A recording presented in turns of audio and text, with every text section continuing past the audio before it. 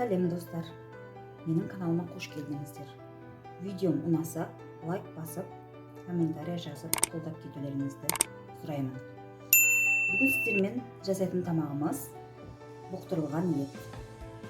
Яғни етті сусыз, ешқандай сусыз, осындай дәрежеде пісіру.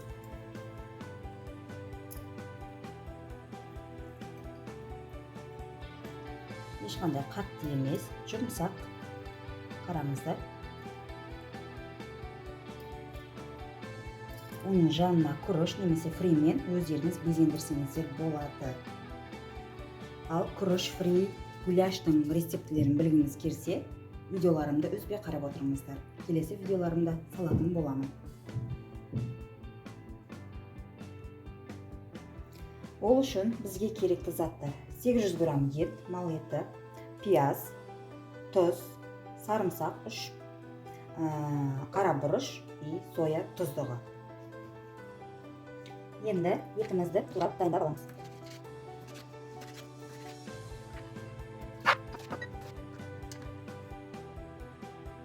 Етті турап алдым. Енді пиязды өтеміз.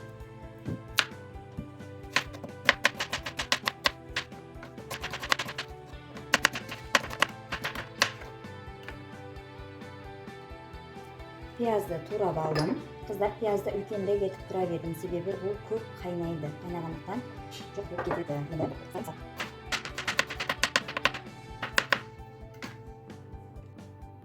Барлық затымызды турап дайындап алдық.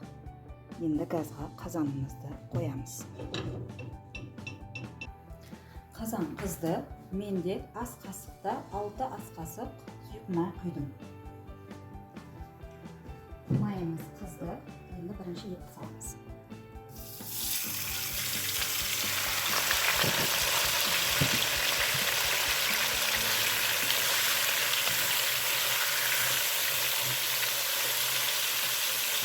Оған соя тұздығын қоямыз.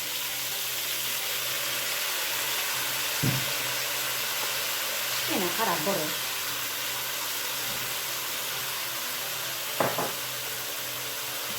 Kişkene tuz. Себебі тұзды ысып қалғанда саламыз.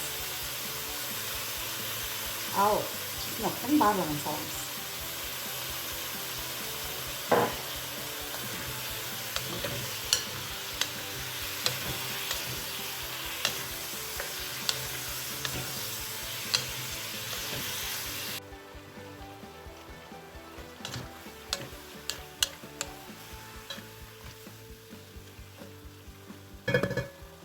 Осылай қақпағын жауып 10 минутқа қоямыз. Баяу отта.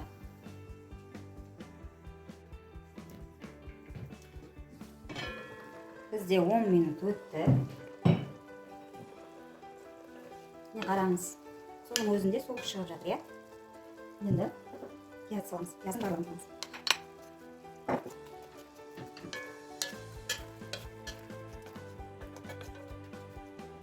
Бізде шашечный нандеуш.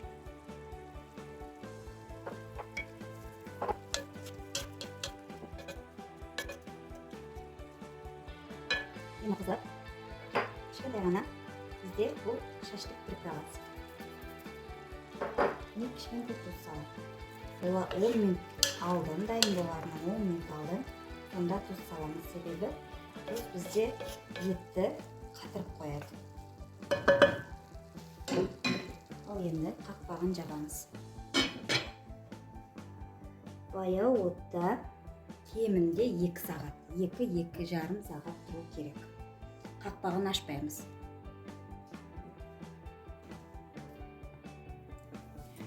Мінекей, тамағымыз дайын болды. Етіміздің қалай піскенін көрсетейін. Қараңыздар.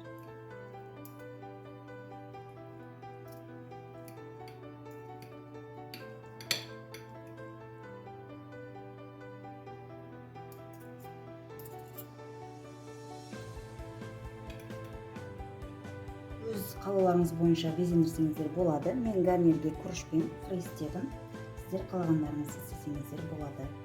Баршаңызға ас болсын.